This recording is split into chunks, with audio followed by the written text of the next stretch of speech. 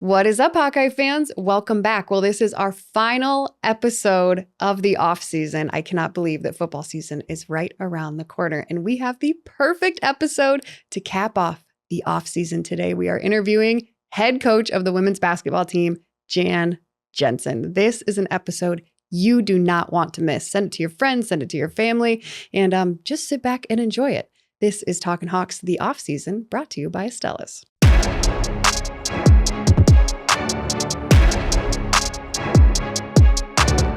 Well, Matt, I'm so excited that Estella's is our presenting sponsor of the off-season. Yeah, they always bring delicious food. It's unbelievable. And we go there often enough, but the fact that they give us fresh food like this every time is incredible. It is the best. Fresh, build your own burrito bowl, whatever you want. It is the best in the Iowa City, Coralville area. Do you have a go-to? A go-to? Yeah. You don't want to know my order. I get so much stuff in it. I do. I'm not like you, because what do you get? I get the buff. Chill out. I get the buff. It's the pancake one. It's the breakfast one. It's unbelievable. I do build your own. Ready? Grilled chicken. No rice. Black beans. Corn salsa. Mild salsa. I also like their green salsa as well. Salsa verde. Called. Sour cream. Guacamole. Queso. And shredded cheese. Yeah, that's a burrito. You fill it up. So good. Estella's, the best. Yeah, really excited that they were able to pair with us. So if you are looking for locally owned, fresh food made with love, check out Estella's today. Hello, Matt. Hey.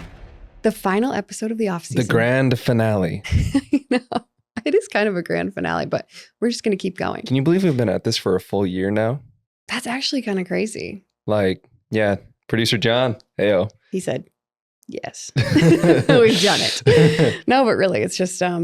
Wow. It's kind of incredible. Appreciate you guys watching. Yeah, I think that's the craziest thing is when we started this, it was kind of like, yeah, let's just see where it goes and not a whole lot of expectations. But I think a lot of our episodes have surpassed expectations and then some. I don't know, just thinking about a few of my favorites. Obviously, the one with Cade right before the Big Ten Championship. Perfect timing. It was like the piece de resistance. Like, I mean, it was so the good. chef's kiss. Just because of the timing of it all. It would have been even better if he hadn't have been injured for a lot of different reasons, because obviously we want to see him play. But on the other hand, too, just with the timing of everything, it would have been so cool. But Tori Taylor from the very first episode. Tori Taylor was our first episode. I mean, what a way to start it all off. You had Cooper and Jay Higgins was great. Jay Higgins was so all good. All of our guests are phenomenal. I mean, really. And then Kate, right before the crossover at Kinnick, Kate Martin. That was amazing. Bella, the Bellamere, the wrestler. And you know what? That one is one that if you haven't like watched it, if you thought, I don't know if I'm interested in that, I'm telling you, the stories is just ridiculous. Like her story in general is, I mean, it's so good. UFC you will not regret and women's wrestling, but yeah, like growing up with jiu-jitsu, like all of it. Yeah, Frank, her dad, like growing up in that household with like violence is just the first. I mean, I left and I called everybody I like cared about and was like, listen, you have to listen to this episode. It's so good. Anyway, I mean, we've just had so many awesome student athletes that I think people have gotten to really get to know and get to know a different side of them that maybe hasn't been told. So even if they are the star athlete, right? Like seeing a different side of Tori Taylor, like, yes, you get the media side of it. Yes, you get the marketing side of it when it comes to the athletic department. All of that is great. Then also getting to get to know them on a personal level, I think was really the goal of this podcast. And hopefully we're living up to that goal and achieving it. But today, Jensen, I mean, really. It's going to be great. I can't believe she came on. I'm not going to lie. I sent the email and I was like, I don't know. We'll see. I sent it. We'll see what happens. And it happened. Somehow we got here. Unbelievable. Yeah. And she's just so great. Okay. What else? I mean, there's not a whole lot to report. We're in July. We're getting up to the point where we're going to be in fall camp for football. I mean, everything's kind of winding down. Women's basketball is back at practice. I'm assuming wrestling is in their new facility and they're getting after it, all the things. I guess there's a couple announcements that we can talk about. Ben Keeter is officially moving with wrestling for this next year. But we talked about that We did talk about that last time? Yeah, we did. And then Spencer is making it to the Olympics. That's right, we did talk about that. Incredible. We have some track athletes that are also going qualifiers for the Olympics. That's amazing. And Caitlin Clark, the first ever rookie in the WNBA to get a triple-double. There's been a lot of rookies in that league. A lot of rookies.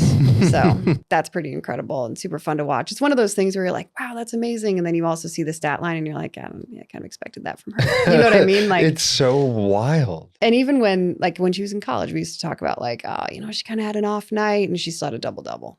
Or I was going to say she still walked away with like 21 points. You're like, is she okay? But like other players, you're like, 21 points. Wow. It's actually really good. And talk about scoring.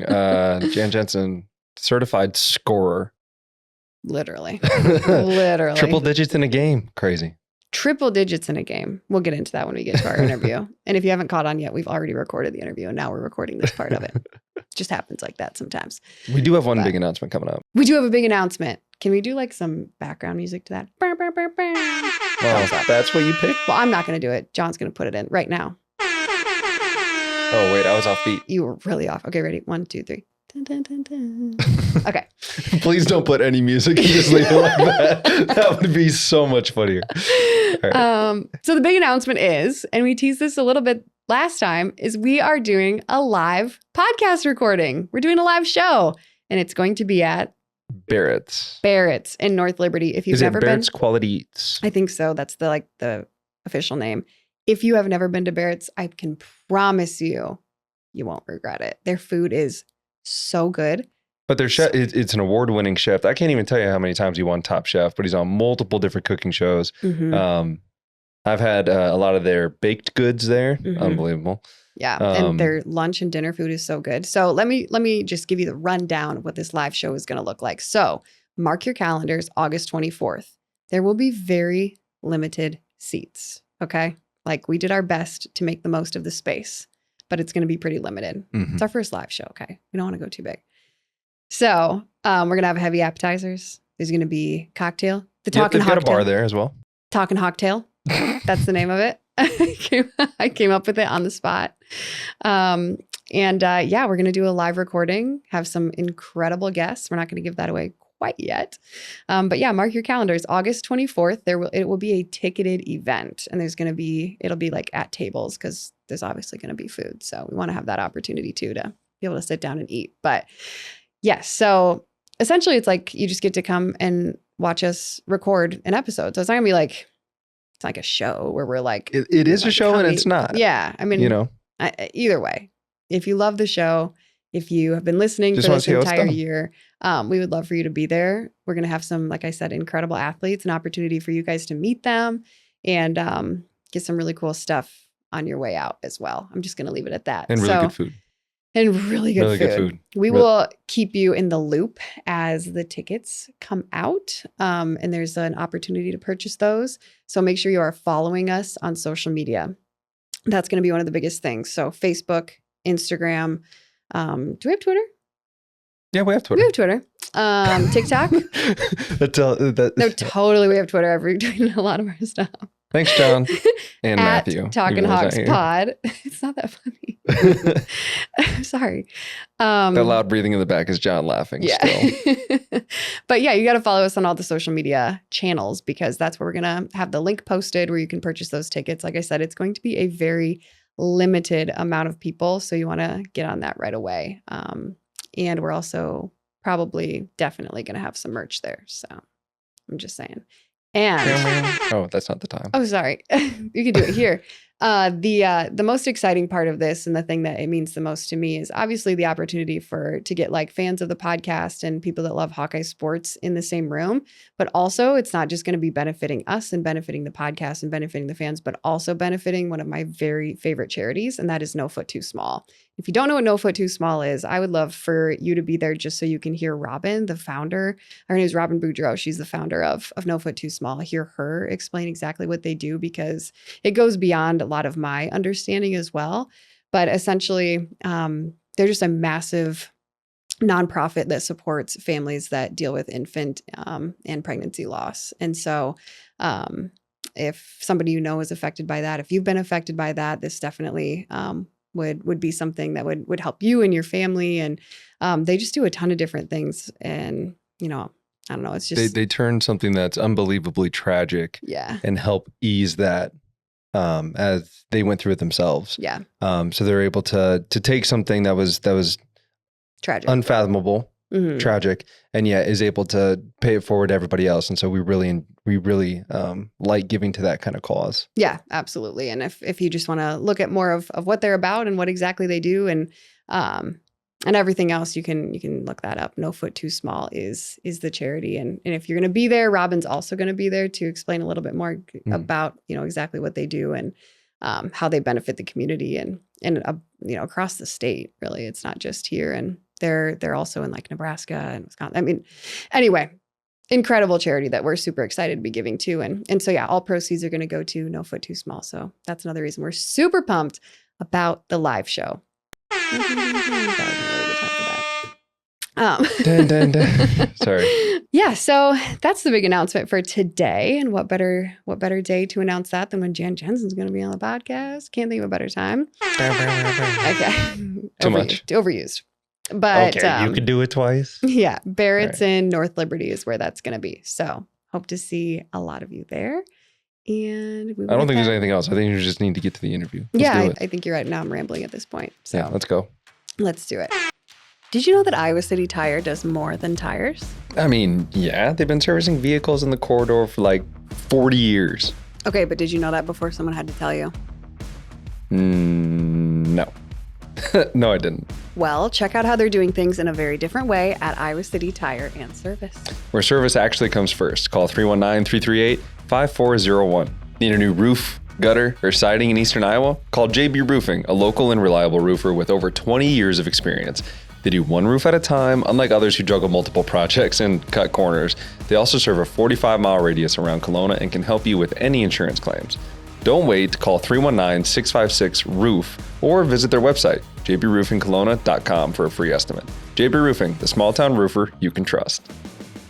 All right. Well, Hawkeye fans, as we said, this is the final episode of our off season. And what better way to end it than with a bang? We've got the new head women's basketball coach at the University of Iowa. Please welcome Jan Jensen. Jan, how are you? I'm doing well. I feel like I'm spinning. Well, in a good way, though, in a really good way. But it seems like the spring's been a blur, but all great. 100%. Even just going back and forth, trying to figure out your schedule to even get you in this seat right now. I was like, man, I don't know how she does it. Yeah. It has been just a lot of unique opportunities, certainly flying around watching our Hawkeyes in the WNBA, but that's been kind of work related. Hasn't been just the fun. You go visit with some of the obviously GMs and whatnot, but then just the team and some of the different publicity, because it's rather unique. I'm old, but yet new, right? Been here 24 years, but in a different role, a different title. But I just feel like I remember seeing Lisa Bluder, who will forever be, my goat, our goat, had a lot of meetings, I felt, and now I get it. It just seems like it's one big meeting. It seems like on some days, but it's been really, really great. Do you ever get in a meeting and you're like, this could have been an email, guys? Yes, many. I was going to say probably definitely. And no offense to anybody I've just met with. Oh, man. Well, typically with our student athletes that come in, you're actually our very first coach that we've had in here. So this is quite the finale we got going here already. There we go. Awesome. But typically we just like to start way back at the beginning. I know we could probably You don't have to use the word way back. I got well, kind of. Thank you. Thank you. I appreciate that. That's right. But usually we just start like that with our student athletes. And I know we could probably spend like an hour and a half just starting right now or just starting 2 years ago on those 2 national championship runs. But I do want to start, back when you were a kid and kind of what it was like growing up. What sports were you involved in? What did that look like for you? Well, I think the beauty of way back then, in a way, and also growing up in a smaller community, you could play all the things and you could do all the things. And it took everybody to really be a part of all the things. And I'm very grateful for that because I had a class of 26 and I was in speech and drama. I was in plays, played all the sports that were offered. So summer softball was still that in Iowa. And then fall volleyball, winter basketball, and spring track and field.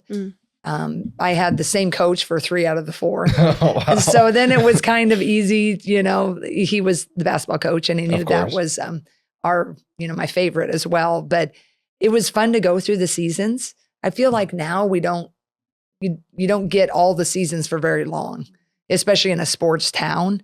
I used to think like our sports town, we have so many great athletes that, have their families raised here, and you got these D1ers that are starting so young, but I think it's everywhere. And I think that's good and bad. I think the level and quality of play at a young age and when they're getting ready for recruiting, they're, more prepared, right? But I also think the trade-off is, you can be a great football player and you could have been a pretty good basketball player. Mm-hmm. Could have been a pretty good, for women volleyball player. But when you have to funnel so early, you don't get a chance to be that pretty good. Mm. So for me, I got to be, had a lot of pretty fun, pretty good opportunities. So I loved it all. I had a great small community I grew up in. That community has been with me since little kid to now. So I think that was what was pretty fun about accepting the head job is they were so excited, my small town, because it still hovers around 200 and oh my goodness, 200 people, right? So they were pretty excited. So I feel pretty blessed about that. That is so cool. Yeah. Well, looking at some of basketball, obviously, like we talked about, but we both saw a couple incredible stats of you as a player, because I didn't know you as a player prior to this interview. Started digging a little bit. Average 66 points a game is absolutely unheard of. It is. Well, you have to remember it's 6-on-6, but even then that was a lot. I had a really great high school coach who I referenced, and that game was kind of 2 games of 3-on-3. And so the 3-on-3 when you play can be pretty fast, right? Sure. In the Olympics or in USA basketball, if you watch it, it's pretty fun. Or even in some of the pros are doing that now with their leagues. So that's kind of what it was. And we all had our roles. My role was to shoot. Never met a shot I didn't like, obviously. But I like to say I still had friends. I really did. I did, because sometimes I get a lot of static, like, oh, black hole. Your teammates must have hated you. And I was like, well, they really didn't. It was that game. It was really understood, like, okay, you're going to be a passer. You're going to set the screen. You got to enact the score. And there's a lot of different scores throughout the history. And I don't think any of them, the ones I've run into at certain old school 6-on-6 functions, I don't think anybody has had any ill will that they scored that many. And I think it's either those coaches were remarkable at chemistry and culture, sure, or it was just kind of that 3-on-3 where, you're dumping it into the highest percentage shot, which maybe has always played into the fact that I like the post play and the high percentage shot, because that's where I was, even though I'm not that big, tall now. But anyway, I scored a lot of points, and we had honestly, the crowds we had in high school, it was kind of a shocker for me. I got recruited nationwide because of my scoring, right? Because I averaged, and that's always been true. If a kid's got a knack to score, right, in basketball, men or women, you're going to get eyes on you. So I was scoring so much, so I had a lot of people recruiting, even though Iowa played a unique style. We can teach you the defense, right? From the East Coast to the West Coast. And so when I was being recruited, and then I chose Drake, because back then Drake was in the Elite 8. But I remember when I went to their games, the very first game we had, I mean, when you're being recruited, it isn't how we're being recruited now. They show you the crowds. They went to the Elite 8, so you saw some bigger crowds. But I couldn't believe that they didn't have that many people. But nobody was. Sure. And now for us to have built the program into, the sellouts last year, and I just feel so blessed because I grew up in a small farming community, rural, that really supported all their sports, boys and girls. But women and girls were certainly not second class. But I think, everybody likes to see scoring, and we scored at a pretty fun clip way back in the day. Can you educate me a little bit? I don't know. I'm not as familiar with the 6-on-6, and I don't know if all of our viewers are. Would you mind talking a little bit about that? Yeah. So it's the scorers were called forwards. Okay. And they were always on offense. Like I always played offense. never ever defense, which was a great game, right? I'm sure. And the defenders were called guards. So then they're the half court line, right? Mhm. So I was called a forward, right? So there was 3 of us on this half of the line. And then the other team's defenders or guards, they always stayed with us on that half of the line. Okay. And so we're playing, right? So 3-on-3 and we're shooting at that basket. If we scored it, the referees, there was only 2 back then, they would grab it out of the net, they throw it up to their partner, who would then throw it into the other team shooters or forwards, and then they'd begin their game of 3-on-3. So it really is just half court the whole time. It was half court the whole time. So you would run and then you'd stop at the half court line and you'd watch the other team play. Wow. So if the other team's forwards were going against my defenders, the shooters are forwards, the defenders are guards. So if they missed it and our team would block out and get the rebound just like you would in the game today, everybody only had 2 dribbles to advance it to the other side. So if you didn't make it, the refs didn't touch it. If you made it, the refs would grab it out of bounds, throw it up, and that's why the points could be faster, right? If you missed it, then if you got the offensive rebound, you put it in again, right? But if the defense got it, the guards, they would have 2 dribbles to try to advance it. They dribble up to the half court line and then they drop it off to one of their teammates or the shooters. If they couldn't get it there in 2 dribbles, they throw it backwards. Then your teammate would get 2 dribbles. So when you finally throw it over the half court line, then you began that 3-on-3 game again. But we only, as scorers, everybody, an offensive player or defensive player, you can dribble more than twice. So you got pretty good at stretching out your dribble. So it's not nearly as fast or as athletic as it is now, but it was certainly skilled and you were very efficient. So we would do so many layup drills from you get the ball at the half and you kind of rip it through. And then if your defense wasn't in front of you, you would just pound that ball, 2 big long dribbles, get as close as you could to the other hoop, right? If you get stopped, you'd pass it. But then, I was the post player, so I was in the lane. So then you just have different sets, right? That kind of where someone would be at the 3-point line, someone would be at the free throw, different screen and plays, but it was really quick. So it was either if you made it, and we made it a lot, right? So that's why the pass and pace was fast. And the other teams, it's just kind of how it is now. And smaller, you could really roll. Some teams weren't that good, but some, you had 3 or 4 that were decent.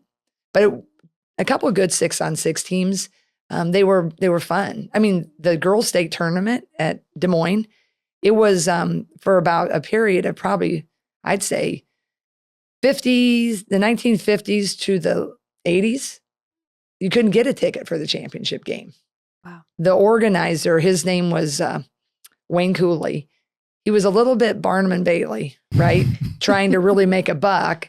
But in the process, he fell in love with what he coined the Iowa girl and really made the fanfare and made it a huge deal, much bigger than what the boys were getting. And it just became this thing. And it was a different game. And you would have, how we've had Iowa football season ticket holders for, generations. Same thing.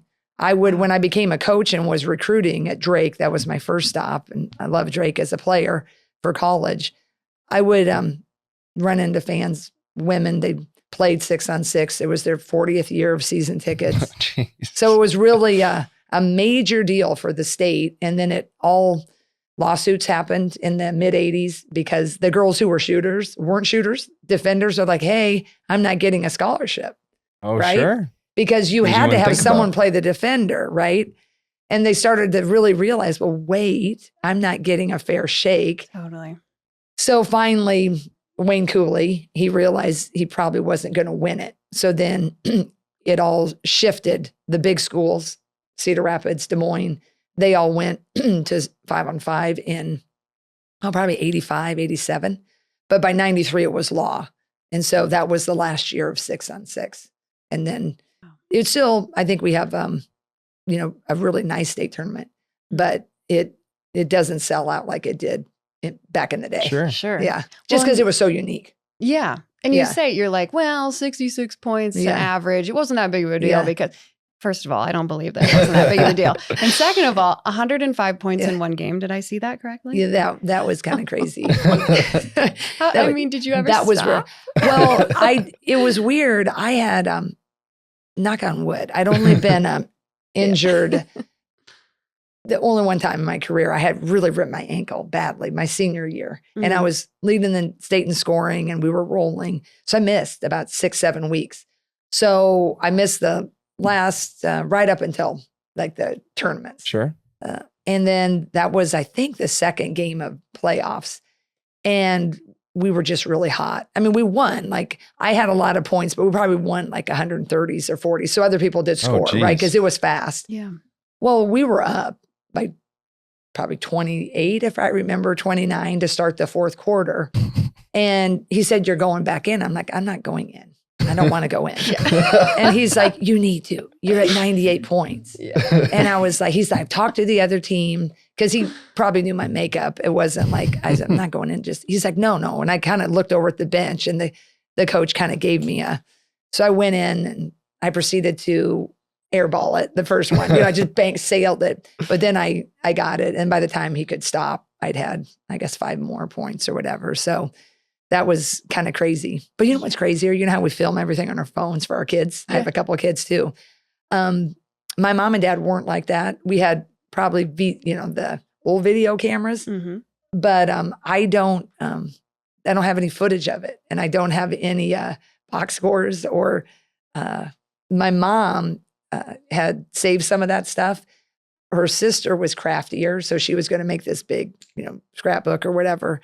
Well, sadly, her sister got sick and passed away of cancer. Well, all the things then were stored in the house, and it had a house fire. So, oh my goodness. Yeah. So just as one of those things. So yeah. I'm, so I don't know if it's true. I don't know if it's true. Okay. Exactly. My kids are like, "What? Let me see a box score." Cause after our games, my son just looks at everything. So right. I wish we had a little bit more, a VCR tape just to kind of watch it again. Yeah. I know there's some, probably saved somewhere, but I just don't have it. But it would have been kind of fun to have that game. Definitely. But maybe not. I'd have been like, "Oh my gosh, I never passed." It would have been like, "You shouldn't have put me in." What's really cool, like getting the education on the 6-on-6. First of all, I really appreciate that because I didn't know all that kind of stuff. But hearing like that's what you grew up playing, obviously basketball's evolved a lot. Yeah. But seeing as like, okay, we know our bigs don't dribble a ton. I think Monica went the entire Big Ten tournament, maybe dribbling once. Yep.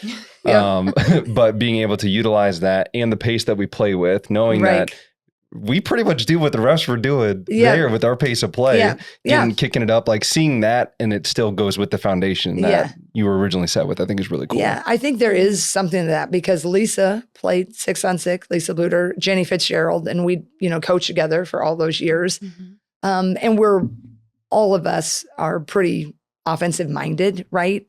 I think in any sport, like you can have, in football, you got to have a great D coordinator and a great O coordinator, but there's some and programs. Your head coach is going to favor one side or the other. You're just going to, it's kind of where you're going to spend a little more of your time. And we've always spent it more there. But I think there is some of that influence because we played that game and it was really fun and we like to score fast. And then I think just as you're teaching and you're creating drills or whatever, you're not really reinventing anything, but just the pace. And so I think there is that influence. And certainly, just by virtue of me playing, I knew I couldn't dribble more than twice. And I knew you could be pretty crafty. And so I think that overall the years when I've studied that, but what's getting a little harder now is there's not a lot of true posts left in a way, or everybody likes this new hybrid. Think the Joker, right? Sure. For Denver Nuggets is like these big guys are now shooting threes and they're not down there. Like you don't have like a Kareem Abdul-Jabbar, right. For people who really follow basketball back in the day, it's a little different. It's just not always so fun just to, do your old fashioned work, post, right. 2 steps, and then boom. 1 step and finish. Mm-hmm. So I keep trying to sell them on the fact, like, it may be kind of rote now and it may be kind of boring. I said, but it's not boring when Carver sold out and you're going like 10 for 12, right? Mm-hmm. Or you're like running down the floor and you're, blowing, by the opponent. So I hope we can keep that concept, but it's getting harder because I think there's just a different style that bigs want to play. Yeah. It's interesting you say that too, because Megan Yeah. Gustafson was Yeah. like, I mean, absolutely dominating under the basket. She was. And I remember, I mean, it still is, obviously, but I remember them saying before she went to the WNBA, they're like, yeah, but she's got to learn to shoot the three. And that really opened her game up. And I was like, for what? I know. It's true. She's dominating, but it's so funny. Like even the WNBA, they have some taller players, but they really want them to face. And speaking of Megan Gustafson, I don't know. Someday in my free time, I want to research men's side too. But I don't think there's been very many, if any, that have been able to do what she's done and change the game, her game. I mean, she went from the block player. She could stretch it to 15 at the elbow. But then she got cut, and they're like, you have to get the three. You have to do this. Okay. She hired her trainer, talked to, us a little bit, and just kept trying to recreate her game. And now all of a sudden she's morphed into this facing the basket player. And she's backing up arguably in the women's game, the best player in the world, Asia Wilson. And that's a kid from a class of 11 that dominated here. And then they don't use the post and she's a little undersized, but yet, okay, I'll reinvent myself. And she's good enough to find a spot.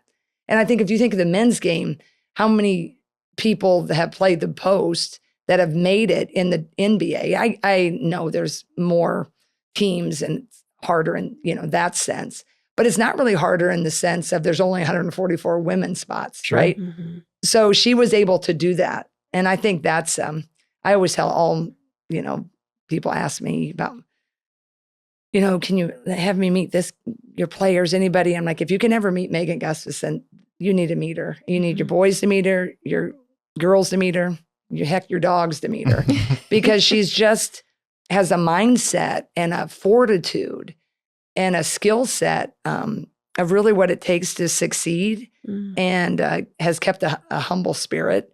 I just can't say enough about her. She's just fantastic. To be able to completely change like that speaks to her coachability, but also speaks to I'll do what I can to help a team. Obviously the belief in herself that she can perform, but then to say, okay, well, I'll add this to my game because I'm going to go help a team. And like you said, one of the better players in the WNBA and she's playing. It's crazy. And I think that perspective, what I really admire too is she was it, right? She was it right before NIL, because player like her now with the NILs, maybe, it takes a certain personality to really get Gatorades like Caitlin Clark has.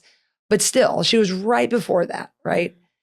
But then she was on top of her game and gets cut. But that she just was able to not let that deter her.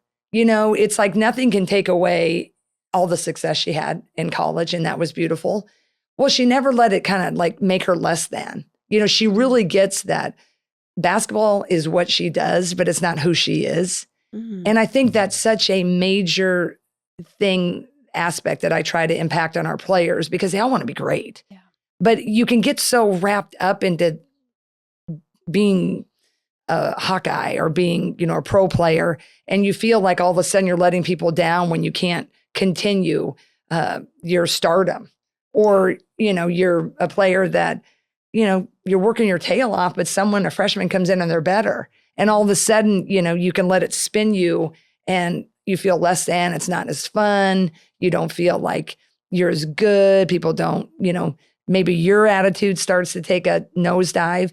But Megan has been just an unbelievable example of you just work really, really hard and great things are going to happen. And if you keep positive, they'll continue to happen in a whole different way. And you can be grateful for that. Even though she's not the GOAT she was in college in the WNBA, but I mean, she's living as good of a life as you can live for a female at the next level. Because we don't make LeBron James money. Sure. But she's at the Aces who, in my opinion, they're the ones that act and feel and look like the pros. Sure. They built a practice facility, the way their owner treats everyone. So I think that's made me really, proud of her as a coaching perspective is that, she got the message, right? Is as coaches, I think you push everybody. That's what I always tell my own kids too. I'm like, you have to work hard, but all that does is get you in the game, gets you in the conversation. Right. I mean, working hard, it does not guarantee you stardom or a starting role. Yeah. But if you don't work hard, that guarantees you won't be there, right? Mm-hmm. But Megan is just this consummate hard worker and positive spirit that makes everybody around her better. Yeah. And I think that's the legacy I think she's left by far more greater than all of her stats, and her stats are something, you know? Yes. Yeah. Well, I think Megan too was, and we'll get to this here in a second, was the one that kind of helped with raising the curtains. Absolutely. Right? In Carver Hawkeye Arena. And I mean, I specifically remember we were doing something ahead of a game and we're sitting there and I was with Brandy Britt and Kelsey Labradier. And they're like, what do you think? Should we raise the curtains this game? And they're like, I don't know. Yeah. And they did. And people showed up. Yeah. And it was absolutely incredible. And just to say, in the past, I've only been here this will be my 9th year. Right. And in the past 8 years, I've been able to see that transformation of the black curtains down. We've got the season ticket holders, maybe a few, here and there. And then all of a sudden, this place is sold out, standing room only. And you've got people probably sneaking in, right? Like, I mean, it is absolutely it has been a ride, really. It just, it's been pretty incredible how the Iowa faithful, the ones who have been there in day one, those old time season ticket holders, but then they've welcomed the new, right? Mm-hmm. And we have new people, Megan's added them, kind of started with Sam Logic back in the mid 15s. Yep. She was our first round draft pick. And then we got Megan. And then after Megan, we got Kathleen Doyle. And then we got certainly Caitlin and company and so many other great players with them. But yeah, seeing those curtains go up, or when we saw them go up, was pretty special. Now the consistency of which they, have to be up. And from what I've heard, season tickets, are holding, which I just feel so grateful about, that people are, sticking with us. And, it's not lost on me. I mean, I saw someone on the recruiting road, you know how it is. Recruiting, it's always cutthroat. So one of my buddies, they're like, do you realize how difficult your job is? And I said, well, I'm well aware. I go, but I mean, every time you graduate Megan, you can be like, oh, we're never going to get another great player. And we got Caitlin, right? So Caitlin, I mean, she's amazing. Mm-hmm. But I think those of us in sport, you played, right, is in college sports. We're used to, you get 4 years typically. With COVID now we got 5. Unfortunately, with some injuries, you might get, 4.5, 5. But I think our fan base understands that Caitlin and that time frame was a special orbit. Oh, right? Absolutely. And I feel like they're going to respect that and love that, but they're excited about, I think, what this program has always represented. If were with us early and we kind of kept building it, I think that chemistry and that culture and that fun, and then the better players we were able to acquire, it always remained. Now we were playing a little higher level, but the fist pointing, the hugs, the high fives, that was just that consistency. So now more eyes were on it. And it's like, hey, that's fun to watch. Mm-hmm. I want to cheer for that. Mm-hmm. And that's what I think our charge is, those of us who, have remained, is we want to just keep that formula. Mm-hmm. And every now and then you get a kid like a Caitlin. And that's rare. I mean, in my opinion, Caitlin is Michael, is Kobe. There's a lot of great players. Jason Tatum, right, for the Celtics, right? I'm using men's references because there's a few more people who can reference GOATs that are men, because we're still new in our infancy of, Caitlin Clark's, Diana Taurasi's, Sue Bird's. Right. There's a few of them. And there's a lot of great players, but those rare ones, boy, they don't come around very often. I mean, look how great North Carolina's men's program is. But when you think of it, it's Michael, right? There's one Michael. And there's a lot of the great ones, no disrespect to them, but I just feel like our fan base gets it. We were happy we had it. And now we're excited to see what these new freshmen are going to do, and what this, transfer from Villanova is going to be. And that makes me happy. I really sense that. I feel like the fans are with us and they understand that it's difficult, like my buddy said. But it's, there's that old quote too, if it was easy, then everybody would want to do it and everybody could do it. But that's the part of what makes it great is when it is a challenge and you figure out a slightly different formula. Well, I think there's two things there. First one is, I mean, you've been a part of the foundation for the last 24 years, so you already understand what's there, right? Lisa helped you, well, Bluder's bunch. Yes, right. Which we got to figure out what the next one's going to be. Jensen's what. But as far as like, you helped shape what the foundation was going to be moving forward. Right. So it's not like it's all new to you. You don't have to learn new faces, learn how to do things. You already have a set way of how things traditionally have been, with the innovation of what's to come and the new players. Right. But the second part, and I'm getting chills thinking about it, is like the Iowa way, meaning that just because you don't see them play doesn't mean that they're not developing. Right. I think of a guy like Jay Higgins, who sat behind Jack Campbell, who was a first round draft pick. He plays 1 year and he's leading the NCAA in tackles. Never seen a down before. Right. But he's slowly getting better behind the great players. Nobody knew, all of a sudden pops in, bang, goes off. Like, how many of those stories are still out there? Yeah. And I think that's what is cool about the Iowa way. The Iowa way, all of our programs, you know, Kirk, he was here a year before us, Kirk Ferentz, and he's just been always so supportive to Lisa, myself, from day one. And so you live it with each other without really knowing, right? But like when you're in Kinnick, like you're just like, oh, like every play when you really like those guys. For sure. And I feel like is the same when they come and support us in our games. And I think people do a good job of recruiting to who we are. And when you recruit, you know, like the Jack Campbells, and you got Jay coming behind him. And it's like, they know what they signed up for is I'm going to have a lot of fun preparing and getting better. And I'm going to be around like-minded people. Yes. And if I'm patient and wait my turn, it's going to come. And in the process, we're going to really do some things for this community and this fan base, and it's going to be reciprocated. And no one's really looking for that quick fix, that quick stardom. You know, I think that's what makes us so nervous, probably the Iowa way people with the new NIL and revenue sharing. Totally. Is because it's such a different model than what we've all coached to, right? Is, you know, you're in essence, you know, we're still trying to figure it out. The rules haven't been set yet by the NCAA, but for lack of a better comparison, we're now little GMs in a way, right? You're going to have some type of salary cap, which is good because the collectives and NILs, it's kind of the wild, wild west with no parameters, right? And then you're going to revenue sharing. If it's done right, I think they want a salary cap, which we'd like. But then you're operating like a pro team, which none of us signed up for because we stayed in the NCAAs, not the NFL or the NBA or the WNBA. So I think that's where we're really fortunate we have a great leader in Beth Getz because she's also new, but she's also trying to find the best way to arrive successfully at the forefront of this new era without compromising the Iowa way values that we've all had. But it's, you know, it's not for the faint of heart how we're going to get there, right? No.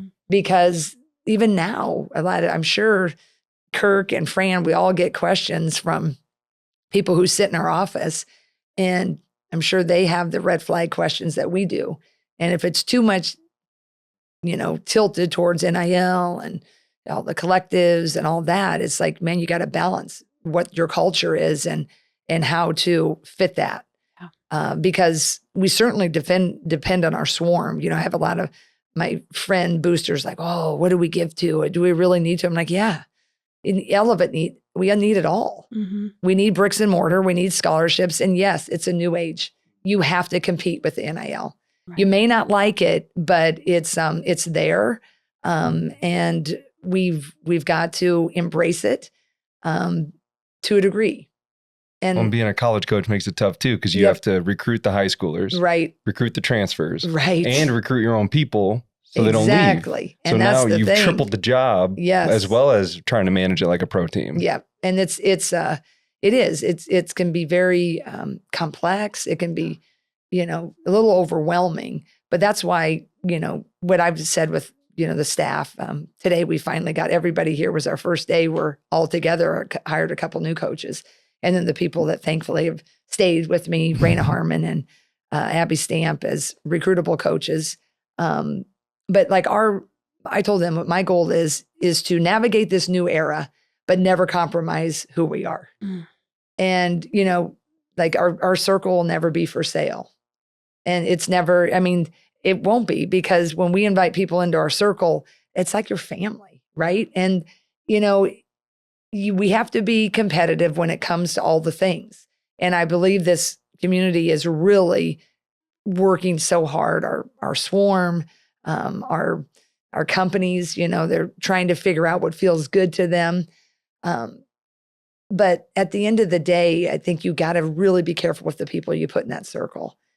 Because if those motivations are tilted too much the other way, you're not going to be able to keep, I think, what's made the Iowa way. Right. And that's kind of our charge as we navigate it. And the class of 25, that's going to be the first recruiting class of all sports that are going to be under this revenue sharing model.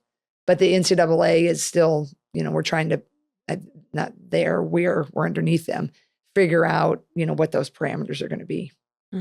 That's going to be. Yeah. That's it's going to be, it's going to be a lot. But yeah. I feel like I said, I think Beth's got a great handle on it. And we just, I think we just got to go easy into it and try to figure it out as best we can. But I think if we all stick to who we are and, are able to, utilize the NILs effectively, but not be the sole purpose. Right. I think at the end of the day, we're going to keep still attracting the same people. Yeah. Because absolutely 4 or 5 years ago, we were still attracting the people that we could win with. You probably weren't, when a guy sat in Kirk's office, he was sitting in his office and, there were totally different guys that were sitting in, maybe a Bama office it's for like sure. at the end. And I think that's still going to be there is like the good people, they're going to like be, okay, I want to be part of that. Right. Instead of just always looking with the pocketbook. Well, and I think the small town, really kind of plays into it. Like I was a 2-star athlete, played with a bunch of 2-star athletes that turn into people over time to be that true developmental program. Right. And I think as long as Iowa sticks to the developmental program side of things, I don't care if you just talk about keep the main thing, right? Which as long as for us is football, for you guys is basketball, as long as you do that, the rest will come with it. Yep, absolutely. Yeah, and I think that's what I really love about here and going into this new territory is I just feel like we just so like-minded. Our coaching meetings and our overall administration is I think everybody's really working really hard to keep it the main thing, but also understanding you can't just be set in your ways and we're not going to do this NIL. We understand that we're opening up. And I know our program, I feel like, we're with the success we've had, we're really, we want to remain competitive. And I think the Swarm people will be with us as well as our scholarship donors across the board for all sports. And that comes down to the tradition versus innovation, right? Yeah, we've built this giant culture. We've built what we're able to do. And this is why we're successful. Yes. How do you bring in I think there's more transfers now than I ever played with. Now, part of that is the new transfer rules, right?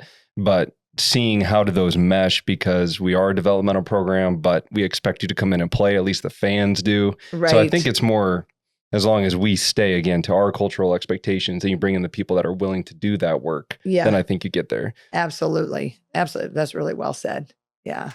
Rest easy when you have the Bugman's top-rated defense protecting your home and business. Providing maintenance and prevention treatments for any problem. Call today for a free quote, 563-554-BUGS. You'll also receive a 15% discount off your first treatment if you mention the podcast. Bugman Pest Control, proudly serving the Hawkeye State since 2008. The Appliance Barn offers a wide range of high-quality appliances at unbeatable prices. Whether you're in the market for a new refrigerator, dishwasher, or washing machine, they've got you covered. They also have a delivery and setup department to ensure your appliances get delivered and installed quickly. To find out more, visit appliancebarn.com. Looking to update your home with a remodel, new addition, or new build? Contact MJC Carpentry, a local and reliable contractor with over 10 years of experience based in North Liberty, Iowa. MJC Carpentry's highest priority is crafting a perfectly tailored home. Visit their website, www.micahjconstruction.com to learn more. And for a free estimate and consultation, don't hesitate to call 319-461-4786. Locally owned and operated, Performance is a full-service restoration company serving Eastern Iowa.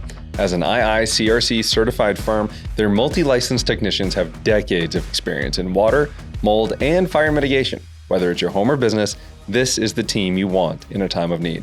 Performance Restoration. Call 319-626-2292. Are you looking for a website that boosts your online presence and showcases your brand? Look no further than Digital Boost, locally owned and operated website company that delivers high-quality websites at affordable prices. Whether you need a simple landing page, a full-fledged e-commerce site, or custom-tailored marketing solutions, Digital Boost has you covered. Contact them today and get a free quote by emailing Curtis at digitalboostia.com. Digital Boost, the website company that gives you a boost. Well, I want to go back to talking about. Yeah, we kind of got off on a jaunt. That's there. good. That's okay. That's what makes the podcast. That's right. You go all over the place. And you know what? NIL and transfer portal will do that to you. Yeah, they will. Absolutely. You go off the rails real quick with both of those things. Absolutely. My goodness. But when you're talking about having, a generational player like Caitlin Clark, you talk about the Megan Gustafsons, the Monica Sonanos, right? Mm-hmm. We were talking about you being a post coach, right? We were like, gosh, we remember when Megan had graduated and everyone was kind of like, now what? Right. At the post, right? Like we've seen glimpses of Monica, but we really haven't seen a whole lot. Right. And then all of a sudden she comes in that next year and it was like, bam, she's arrived. Right. Same thing happened with Hannah Stolke, where we were like, I think I think she's there. We haven't seen too much of her. She comes around to start and it's like, bam, she's there. It's like, how do you do that in the off season? What does that look like for you to take a player that maybe isn't quite ready to make that jump to the starting five and is kind of sitting behind someone like Megan, someone like Monica, and then to kind of turn them into, they've arrived. This is their time. What does that look like? I think part of it is I think the people that are starring, they're teaching while they're starring, right? Yeah. And I feel like that's always been what's great about, attracting those type of kids is that they're always paying it forward. They're understanding. They're grateful for where they are. And most of them, with the exception of like a Megan or a Caitlin, they've kind of been in that role where they've been, trying to work their way up. And so they've had some good leadership with their peers. But then, I think that's just a coach's job. You have to, in that summer, really have to really work on, what their weaknesses are then or areas to improve. But I think even more importantly is just get them to a mental standpoint where they really understand how good they are. And now it's their turn. And there just isn't, sometimes kids amazingly, I don't know if it's like this in football, but they can kind of question or they can play a little small instead of really leaning into the moment and being like, this is my time. And so we try to encourage them to understanding that when it's your time, we need to lean in. There's no time to second guess and think, should I, can I, what about her? It's like, no, you've been there. So we work on that a little bit, chat about it in different ways.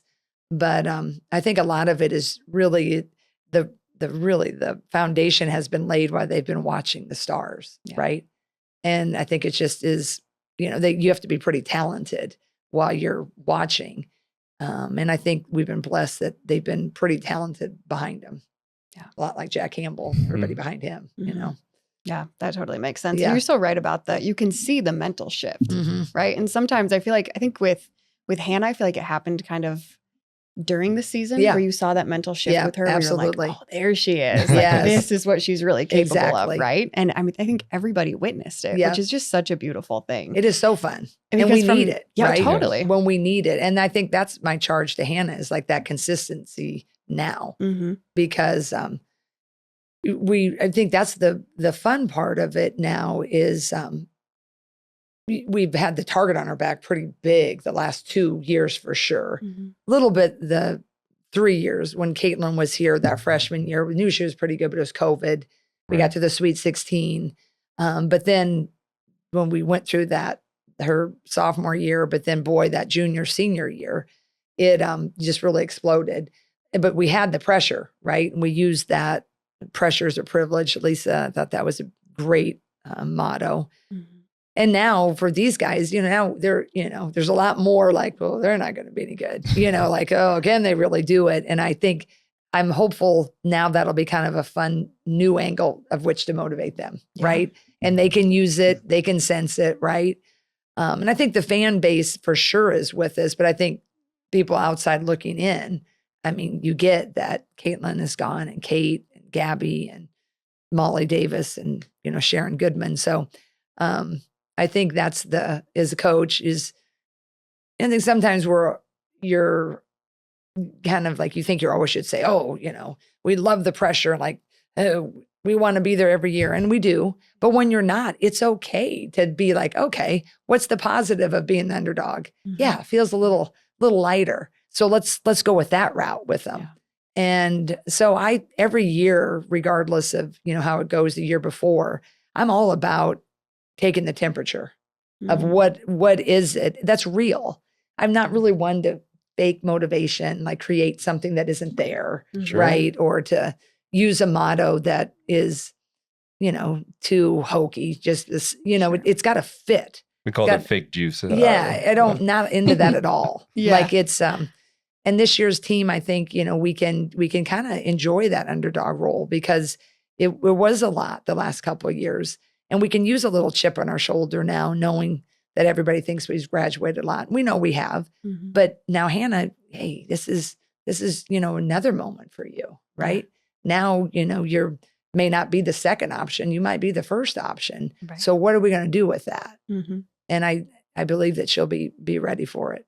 Does it kind of feel like your season just ended?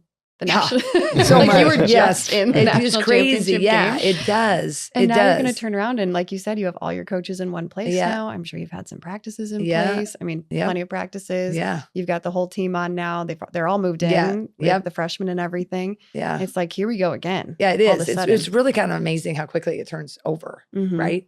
Because we're playing. It's so fun to get to play at the very last. Back to back. Usually you can go your whole career and you don't get to go to a Rose Bowl or you don't get to go to that championship game, and we got to do it back to back. And then, but the rest of the country, where you're, resting and kind of getting your feet underneath you, they've already had a spring workouts, right? Yeah. So we obviously gave them off the April, and then May they graduate and, go home for a bit. But yeah, we've had 8 practices now. So it's, it's all forward thinking now. That's so crazy. Yeah, it is. It's crazy. So so you've got 2 kids, ages. Jack, our son, is 16. He'll be 17 in a month. And our daughter, Janie, is 13. Oh my goodness. So when you had Jack, where were you in your career when you he Jack? Was, we were kind of the Sam Logic era had begun. Okay. Right. So he was kind of on the scenes where we started, to really have some national success. And he's my little, I think he's a future GM in the making. I think he just loves all things stats, and he can tell you about every trade that's happening in every sport, I swear. So he can probably tell you every score of the Sam Logic games too. He's got that type of math. So that's been fun. And then of course, Janie, she was born 3 years later. Yeah. So they've really, any Hawkeye coach, they'll tell you your kids have that backstage pass to magic, right? Yep. Get to be around Carver, get to go to all the Saturday football games, all the baseball, whatever it is. It's just the Hawkeyes it's a magical, I think, upbringing for the kids. So I feel really, really blessed about that. It was funny. I saw Janie at, I think it was when College Game Day was in. And I had her and a couple of her cousins. Oh, yeah, you did. Up on the Jumbotron with me. And we're talking and stuff. And of course, I know, like, oh, they're all Kate's cousins, And I say, you look a lot like Kate. Yeah. And Julie, your wife, goes, that's Janie. Right. I was like, no.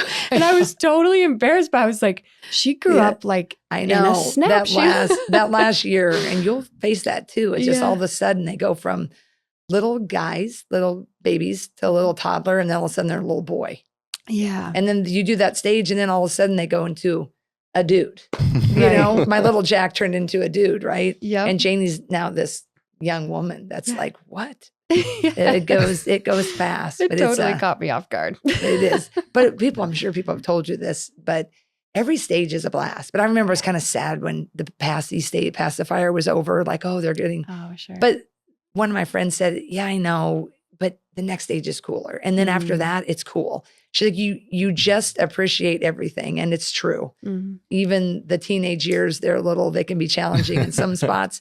But overall, though, what's happening in their minds, it's just being a parent is really fun. And you will miss certain things of the last stage, but there's so much happening in the current one. Yeah. I think that's the most positive take I've ever heard, because our son is 3 right now. Right. And it was, the terrible twos. Just wait till they're 3. Right. It gets worse. It gets way worse. So then it's like, then it gets way worse when they become toddlers. This is the most positive take I think I've ever heard. They're the moments that you're like, oh my gosh, I'm failing as a parent. Yeah. But my Julie, her mom was a lovely, sadly, we don't have any of our parents left anymore. We're a little older parents ourselves, but our grandparents. Mm. But Julie's mom gave great advice. One time I was holding Jack as a baby. Mm-hmm. And I said, just worry I'm not doing it right. And she said, well, I'm going to tell you something. She's like, they survived despite us. She's like, they're really resilient. And she was really wise. And she said, which you guys know, a lot of people say this, but when you have a kid, you never know such joy, but you really never know such sorrow. Because when they're yours, when they break their toy, or they just, they're so sad, or, now when they're bigger issues, when someone, they hurt their feelings and you can't really fix the broken toy, but they got to figure out those dynamics of friendships and all that. It is just this incredible, incredible ride. But also with the terrible twos and all the things your friends are telling you. She also told me, she's like, give it 2 weeks. She's like, everything in this, she was also a teacher. She's like, behaviors, 2 weeks, you'll be in and out of it.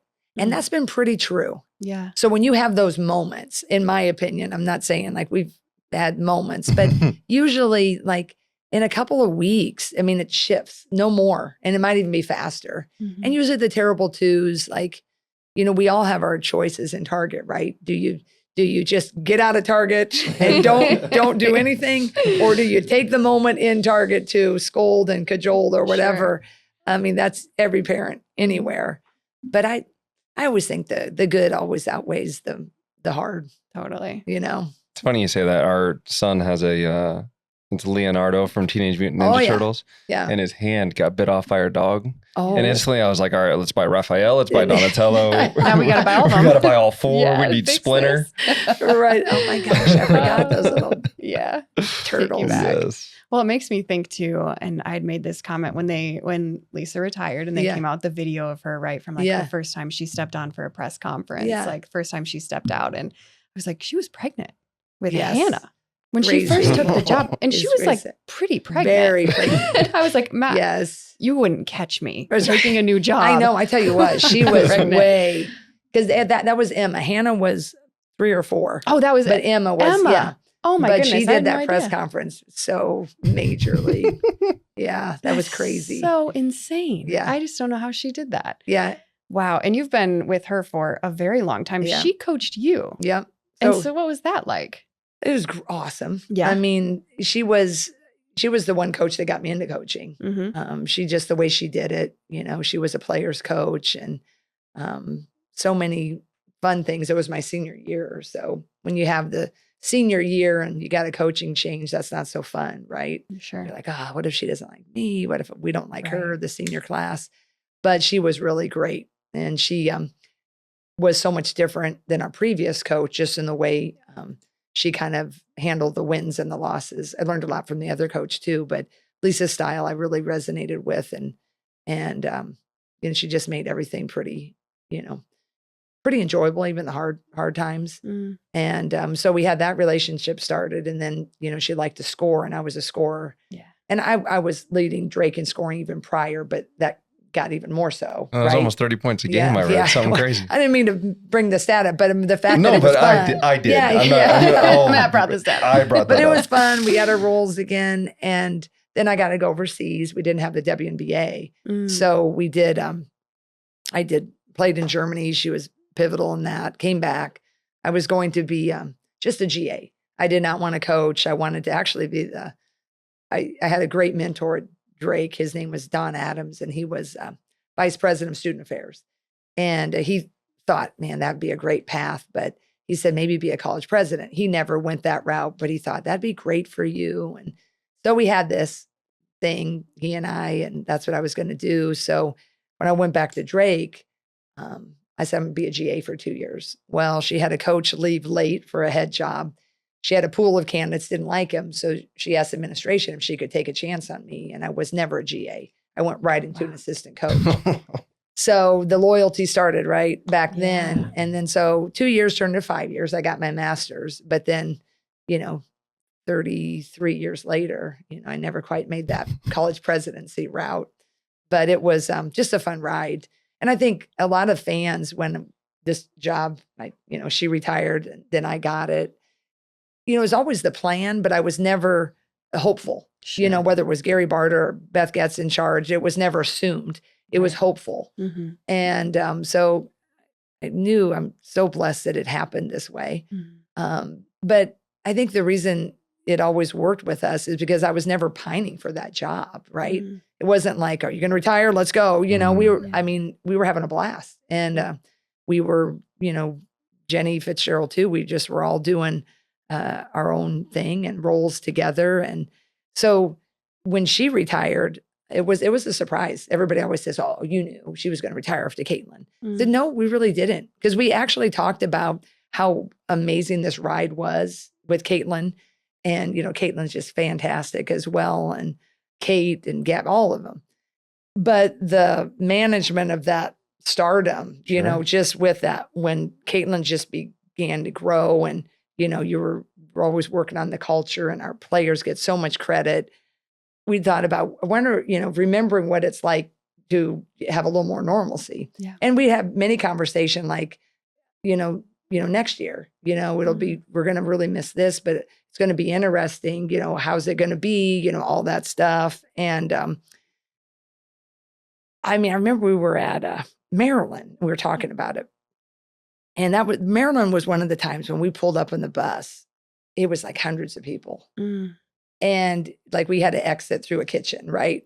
We did that somewhere. We actually did that at Virginia Tech too. There was a lot of people. That was in November. But just to get to the bus to kind of keep the focus. And she's like, this is just like a circus, but in a good way, right? I said, yeah, like when the circus came to town, but it was like, way back when you read the books. Mm-hmm.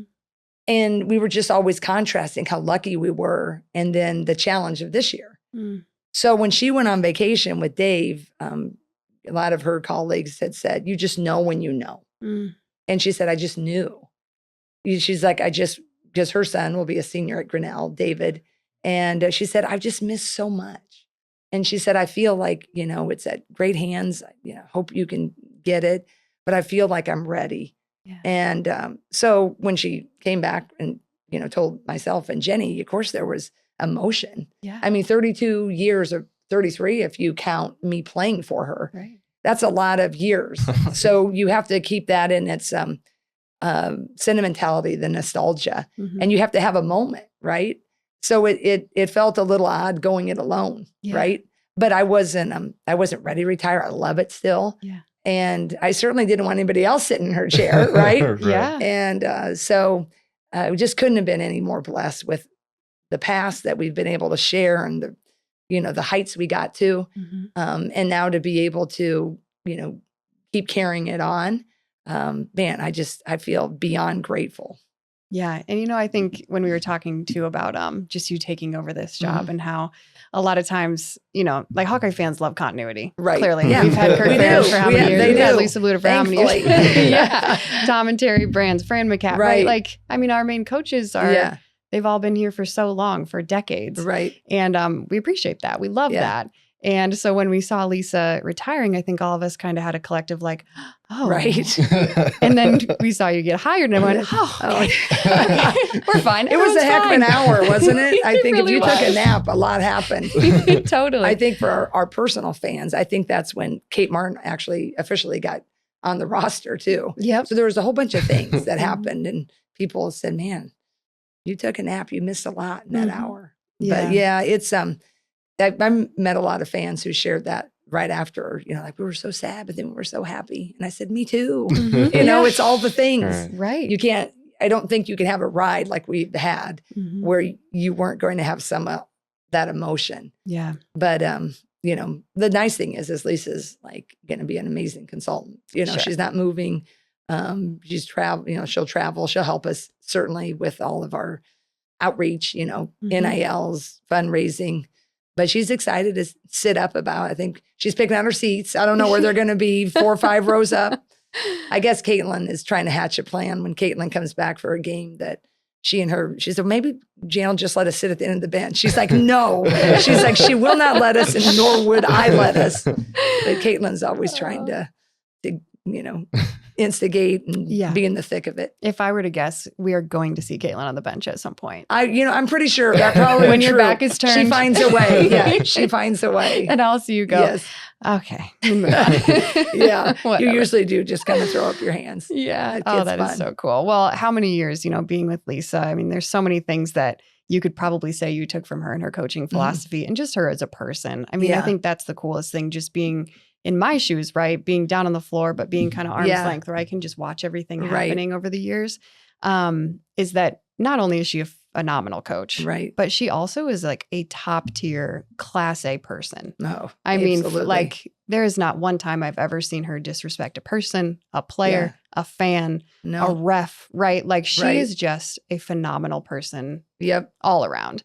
I mean, what do you take from her mainly, right? I think the thing was everything you said, but I feel like she was just always that selfless leader. It was never about her. Sure. I mean, there's so many now they get into the game, right? They're flashy. It's demonstrative, like every play call, and it's every decision they made was why they won, right? Yeah. And she just has always been about everybody else and really trying to set her team up. And I think that's what's been really cool. Like when I was coached by her, that's just the way it was, right? But then the reason I always stayed with her is because that value set aligned with mine. But then I would just see so many other ways people were doing it. Yeah. And that's the amazing thing, I think, about success and winning. There's a lot of different ways to do it. Sure. But man, some of them are shady, or they're underhanded, or they're just, it doesn't feel right to most of us, right? Silly. But sometimes. A lot of times they win, right? You think about sometimes people who really, just hard lessons for your kids, like that my kids growing up, when they see different, great stars succeed with how they're acting, or, I don't care if it's business people or politicians or whoever. It's just like sometimes the world's off with what success is and how it can be. And even though maybe the scruples aren't aligning, but with Lisa, I think that's why, honestly, the last 2 years that a lot of her profession was for her.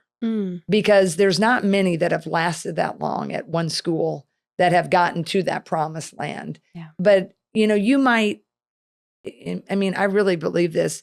You might have your competition with people because you have rivals, but I don't think anybody could ever not like Lisa. No. There's nothing that she had ever, she wasn't, like all those things. She wasn't disrespectful to our most, hard foe, or, the deep rivalries. She just really always went about her way with a humble spirit. So I think that was just a great lesson for all of us that played for her, that worked under her, and all of, just all of the Hawkeyes. Yeah. So I think that's the one thing I think that she should feel the most proud of, is that she never lost her way. Yeah. Never, that's beautiful. Never lost her way. And that's why I really, I just, she better, I hope that she needs to be in that ultimate Hall of Fame, because people who do it her way, they're rare, really rare. So I'm really fortunate that I got to learn from her, but that she, obviously through it all became one of my best friends too. Absolutely. Yeah. When you knew Lisa was mad, she would go over and grab her cup of water, take a sip, and then just set it down. And you always knew, like, something was going to happen. She was washing something down. Something was going to happen. She's mad. And I think she always morphed with the times. And I think I talked with her about this. I think the where she was at in her career and getting at Caitlin, I think that's why she was great with Caitlin. Yeah. And I think her and Caitlin just had this amazing relationship. I mean, it wasn't always easy. I mean, she kicked her out of practice and I gave her a tea and one of those things, but there was that mutual respect and true love. And they're really wired very much the same in their competitive spirit. But when Lisa was younger, a little more spitfire and like, really a lot more intense as, all the years of which you have experiences to manage people and coach people and know which buttons to press. I think that it was just the right time for us to be able to get Caitlin. And I think, Lisa's temperament and her value, just set of experiences really helped, Caitlin become all that she could be here. Yeah. And that was really fun to see their relationship also blossom. So it just, I think it was a perfect time when I look back now on her retiring. It would have been great to win it, right? It would have been, I so wish that would have happened. But boy, when you get there, I mean, that you're on that rung of the ladder, your hands on it. And it's rare. And I think there was a lot that we won even more so than that maybe that ultimate title. And the architect of that was certainly Lisa. And she was, tremendous. I think winning and success are subjective to a point, right? Unlike, well, how do you actually define success? Yeah, true. And really if it's off the court, it seems like the values that, I mean, I've only seen a little bit. I haven't been to as many games. Usually I'm watching the kids while she's there. Right. But like being able to hear these things and like when Laura gets to interview Lisa, things like that.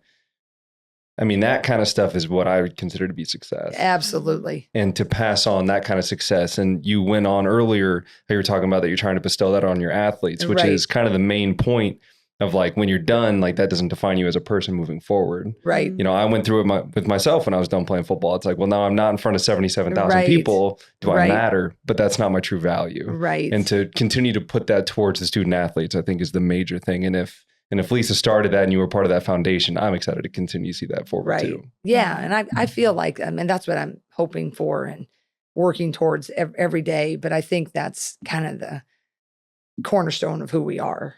And I think a lot of coaches here.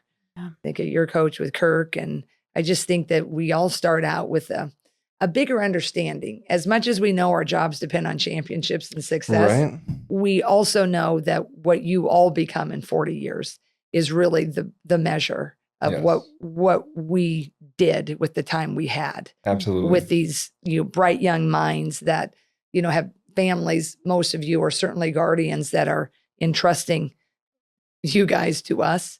And I think that's what I love the most about Iowa. It's very finite time too. It is. Like 4 or 5 years. It goes fast. And you want to do it right while you're here as a player and as a coach. You want to make sure that you're helping, set you up for, all the positive steps that you can take. The hard thing as a coach, you do have to make some of the hard decisions, right? That you can only start 5, right? You can only, but those are also lessons within that if you do it right, you'll have minimal transfers and there'll still be a lot to be proud of and grateful for, even if you don't star or start.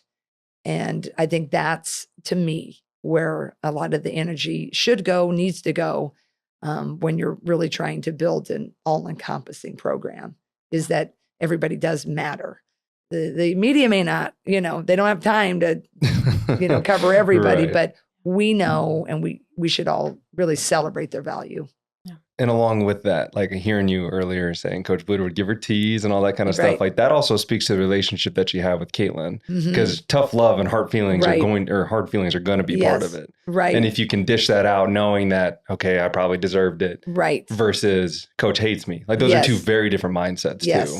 And it's incumbent upon the relationship you have with the coach. And that's where I think that was able to, they struck that balance. I mean, there's always moments, right? Of course. I mean, but overall, I think that Caitlin always understood, even though she didn't always like it, right? But it's, I think now when she looks back, and certainly did even after a day, oh yeah, I got it. I was a little salty, right? Or whatever. But I just think looking back now on that time frame, talk about going fast, that orbit went fast, right? But there was just so much growth and everybody learned. A lot of mistakes too. I mean, we didn't do it all right. That's part of the fun of it, because you can learn from that. Yeah, absolutely. And it was like a dream this whole past 24 years, and it went fast. I can't believe that. We're talking about way back, Laura. Sorry.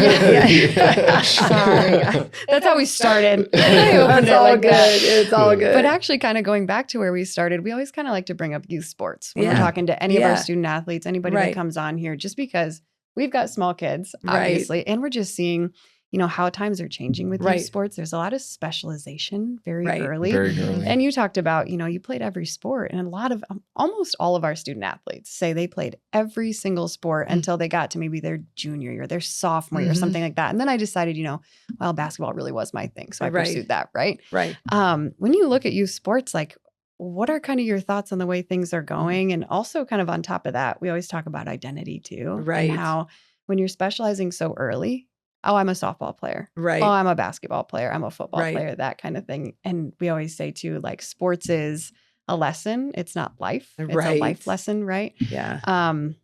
So anyway, just kind of encompassing all of that, like, what are your thoughts on kind of where youth sports are right now? And with your kids too, how have you kind of approached that? Yeah. Well, I mean, I think youth sports are out of whack, and you'll soon find that you will. I remember it hit me. Jack was in 4th grade, and his AAU program, they were practicing at 9 to 11 on a Sunday morning. Oh my goodness. An hour away. And I was like, it's a Sunday morning. And so I emailed and said, is there no way we can back this up? Because we like our Sunday school. And so then we did get it backed up for a season, but then it just is a train. And it's just like, then, they couldn't, because you can't get gym space. And then when you're little, you got to hear. So as much as they'd like to, and then you soon become part of the problem, right? Because you can't get enough of parents to say, we're not going to do that. Yeah. Right. We're not going to go to this tournament. Like, that's 6 hours away and we're 10.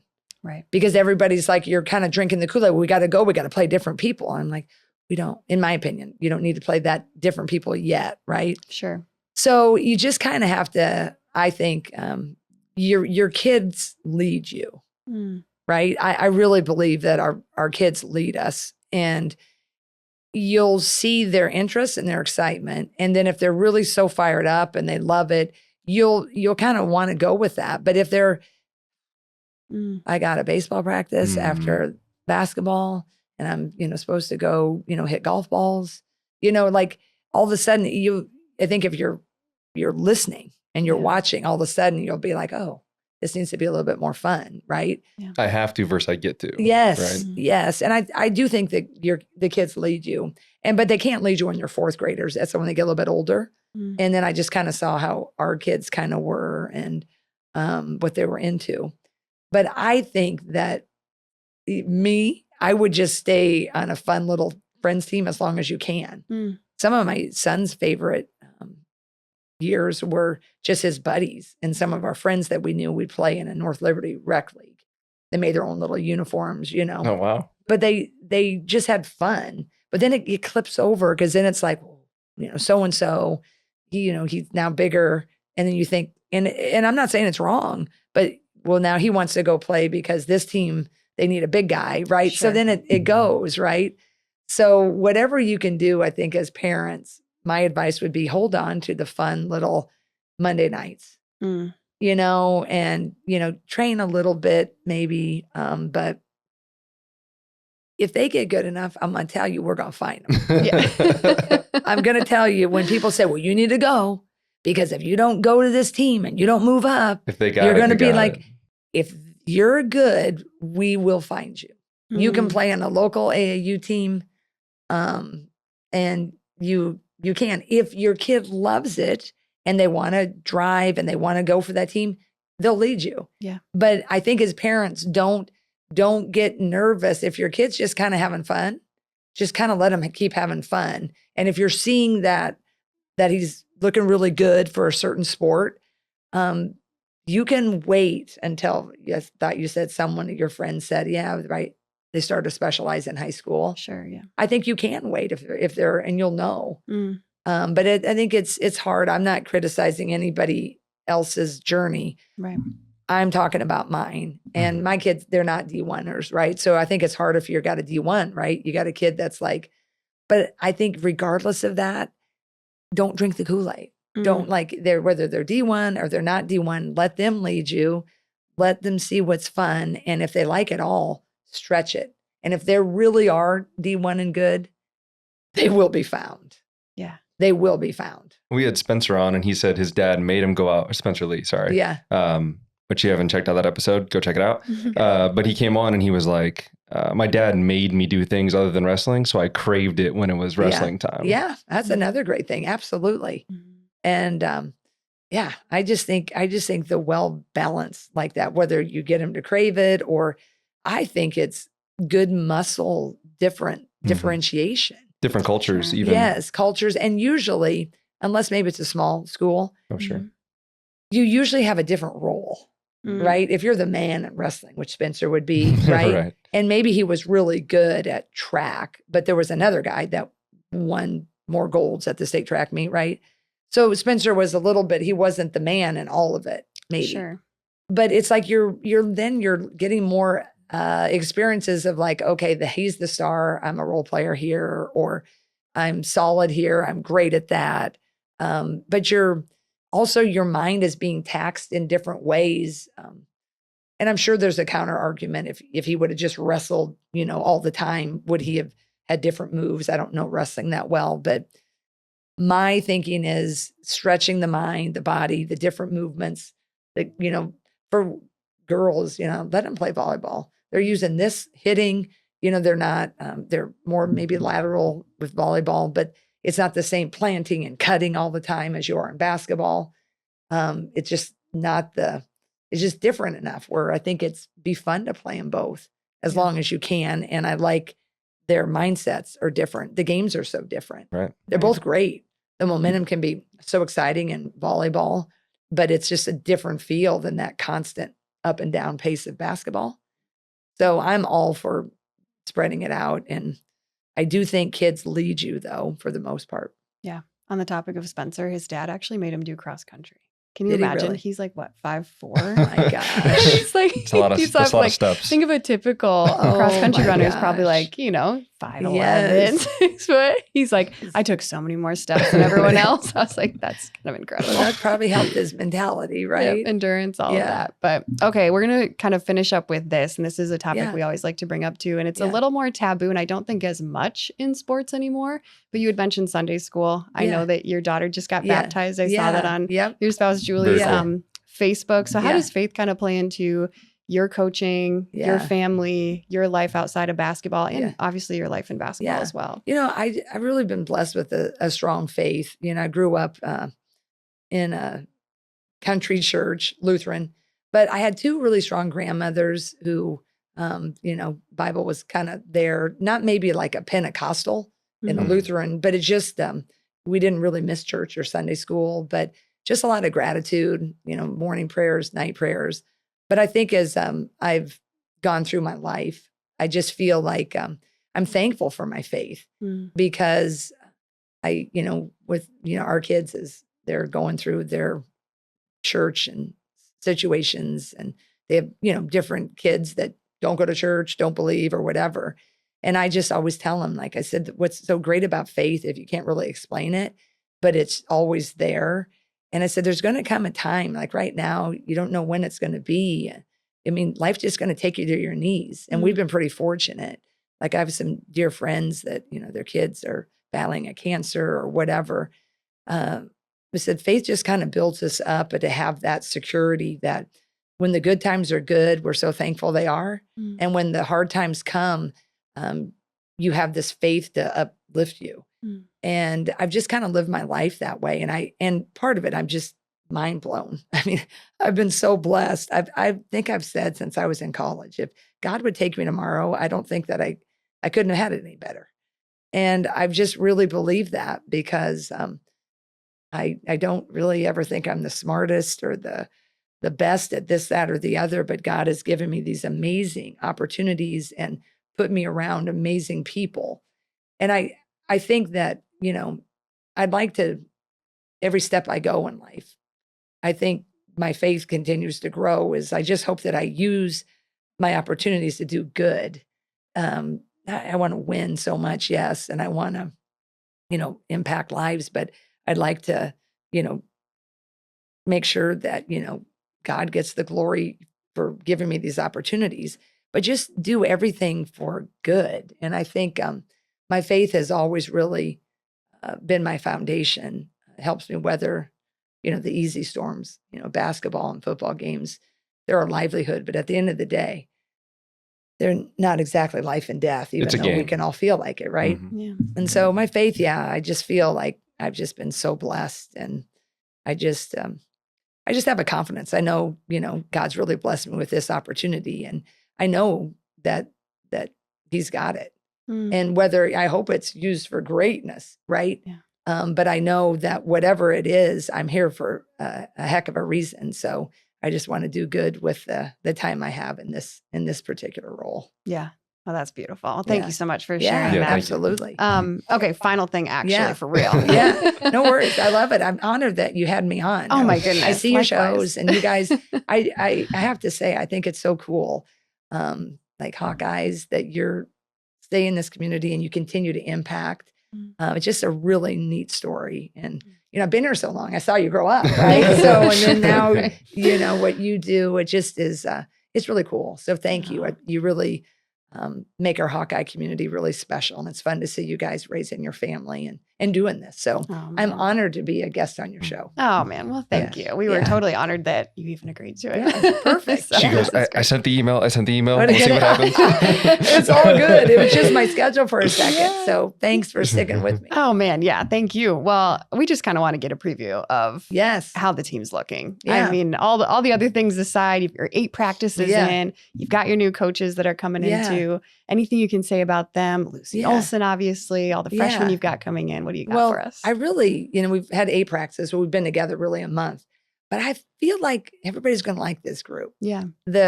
We have 5 freshmen and a newcomer, a portal transfer, and Lucy Olson. And what I like so far, our portal usage has been need-based. Mm-hmm. And I like that. It's not been get rid of and add, right? Sure. When we have a need, and we certainly had a need after Caitlin, because one of our freshmen, who's a great point guard out of Peoria, Aaliyah Guyton, she hurt her knee at Christmas. So she's still not quite fully back. So we've certainly needed a point guard, but also someone experienced. So we were thrilled that we got Lucy Olson from Villanova. And, she's just really fun. She's got enough moxie about her that's really enjoyable, but a great humility. She's got a fun mid-range game, which we haven't had. Mm-hmm. That mid-range game is kind of elusive. And we're used to half-court shots. Yeah, exactly. And so it's a mid-range court. Right, it is a different kind. Sorry, I didn't mean to interrupt you. No, but I think it's good because, they're 2 different players, Caitlin and she is. They both have a little bit of the same competitive, but she is definitely, passing it first, loves that pull-up, can hit the 3. So I think that's going to be a lot different feel. Mm. And then our freshmen are just really neat kids coming in. Couple, 3 of them are just outgoing, hardworking. Like if you came to our practice, it's just as energetic and loud as any we've had. And I really feel blessed as a first-year head coach that we have this group. And I tell them that all the time because they certainly could have gone other ways, right? They didn't have to hold, and everybody held with that coaching change. And their energy's good.